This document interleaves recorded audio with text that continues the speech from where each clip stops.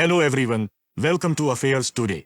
Affairs Today के इस video में मैं आपको पढ़ाऊंगा मई महीने के बेस्ट 300 करंट अफेयर्स का पार्ट 4। आइए फटाफट वीडियो को शुरू करते हैं। हमारा पहला सवाल है, एरोस्पेस क्षेत्र में एक महत्वपूर्ण उपलब्धि के बारे में किस कंपनी ने अग्निबाण सोर्टेड रॉकेट का सफल प्रक्षेपण किया? सही उत्तर है सी, अग्निकुल कॉस्मोस। अग्निकुल कॉस्मोस ने अग्निबाण सोर्टेड का प्रक्षेपण कर इतिहास रचा। यह दुनिया का पहला रॉकेट है जो पूरी तरह से 3D प्रिंटेड इंजन द्वारा संचालित है। यह प्रक्षेपण एरोस्पेस प्रौद्योगिकी में भारत की नवाचार और क्षमता को दर्शाता है। अगला सवाल है, एक महत्वपूर्ण तकनीकी विकास के बारे में। TCS के साथ मिलकर भारत का पहला क्वांटम डायमंड माइक्रोचिप इमेजर विकसित करने वाले संस्थान का नाम क्या है? सही उत्तर है सी, IIT बॉम्बे। TCS और IIT बॉम्बे ने मिलकर भारत का पहला क्वांटम डायमंड माइक्रोचिप इमेजर विकसित किया, जो क्वांटम तकनीक में एक महत्वपूर्ण प्रगति को दर्शाता है। आगे बढ़ते हैं। एयर चीफ मार्शल विवेक राम चौधरी द्वारा पहला इमरजेंसी मेडिकल रिस्पांस सिस्टम कहां शुरू किया गया? सही उत्तर है सी, बेंगलुरु। यह system command hospital air force में बेंगलुरु में लॉन्च किया गया, जो भारतीय वायुसेना के कर्मियों और उनके परिवारों को समय पर चिकित्सा सहायता प्रदान करता है। अगला सवाल है, ऑक्सफोर्ड इकोनॉमिक्स के ग्लोबल सिटीज इंडेक्स 2024 में सबसे ऊंची रैंकिंग वाले भारतीय शहर के बारे में। कौन सा शहर इस सूची में सबसे ऊंची रैंक पर है? सही उत्तर है बी, दिल्ली। दिल्ली इस इंडेक्स में 350वें स्थान पर है, जो इसे वैश्विक मंच पर महत्वपूर्ण बनाता है। हमारा पांचवा सवाल है, नवीकरणीय ऊर्जा में अंतर्राष्ट्रीय सहयोग के बारे में। मई 2024 में अंतर्राष्ट्रीय सौर गठबंधन का 99वां सदस्य कौन सा देश बना? सही उत्तर है बी, स्पेन। स्पेन ने ISA में शामिल होकर वैश्विक सौर ऊर्जा समाधान को बढ़ावा दिया। चलो आर्थिक रुझानों के बारे में बात करते हैं। RBI की state of the economy report के अनुसार NRI जमा प्रवाह में वित्त वर्ष 24 में कितनी वृद्धि हुई? सही उत्तर है डी, 14.7 अरब अमेरिकी डॉलर। NRI जमा प्रवाह में 63.5% की वृद्धि हुई, जो 8 वर्षों में सबसे अधिक है और भारतीय अर्थव्यवस्था में मजबूत विश्वास को दर्शाता है। किस शहर की रक्षा फर्म ने भारत का पहला स्वदेशी बॉम्बर UAV पेश किया? सही उत्तर है सी, बेंगलुरु। बेंगलुरु की फ्लाइंग वेज डिफेंस ने इस UAV को पेश किया, जो भारत की रक्षा क्षमताओं में एक महत्वपूर्ण मील का पत्थर है। भारतीय सेना ने भारत का पहला संविधान पार्क विकसित करने के लिए किस समूह के साथ सहयोग किया? सही उत्तर है सी, पुनित बालन समूह। यह सहयोग भारत का पहला संविधान पार्क विकसित करने का लक्ष्य रखता है, जो संवैधानिक जागरूकता को बढ़ावा देगा। कौन सबसे कम उम्र के भारतीय बने जिन्होंने नेपाल की तरफ से माउंट एवरेस्ट पर चढ़ाई की? सही उत्तर है सी, काम्या कार्तिकेयन। काम्या ने यह उपलब्धि हासिल की, जो उनकी असाधारण दृढ़ संकल्प और पर्वतारोहण कौशल को दर्शाता है।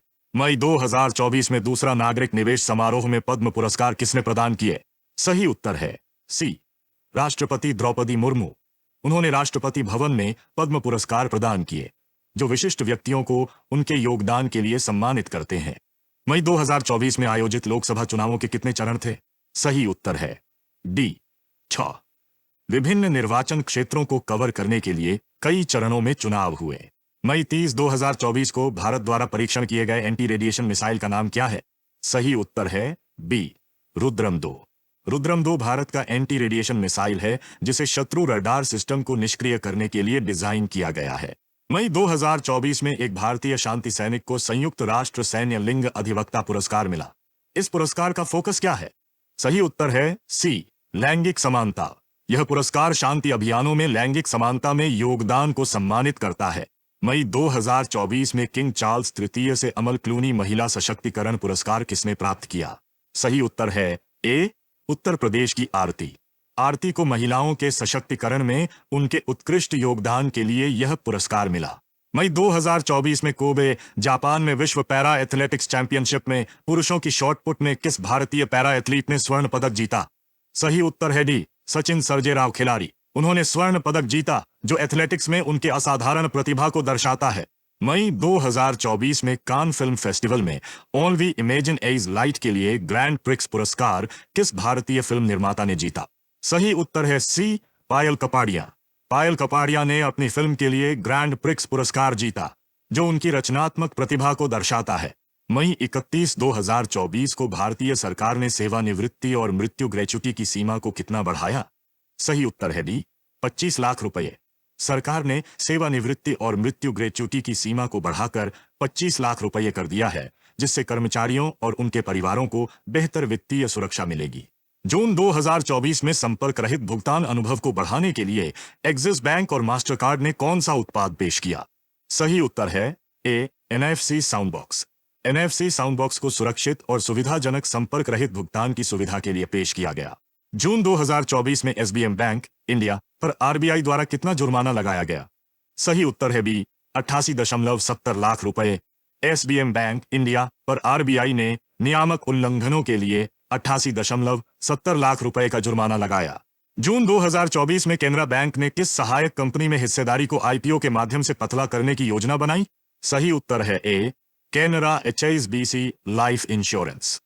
केनरा बैंक ने अपनी जीवन बीमा सहायक कंपनी में 14.50% हिस्सेदारी को IPO के माध्यम से पतला करने की योजना बनाई।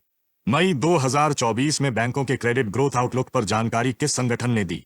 सही उत्तर है सी, क्रिसिल। क्रिसिल ने भारतीय बैंकों के क्रेडिट ग्रोथ आउटलुक पर मूल्यवान जानकारी प्रदान की, जिससे हितधारकों को सूचित निर्णय लेने में मदद मिली।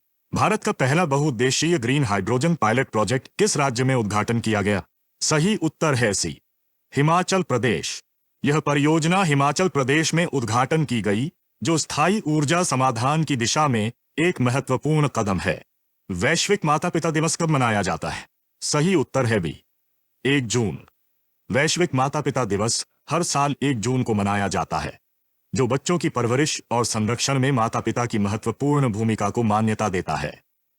मई 2024 में किस भारतीय राज्य ने महत्वपूर्ण नए पुरातात्विक खोजों का अनावरण किया? सही उत्तर है सी, तेलंगाना।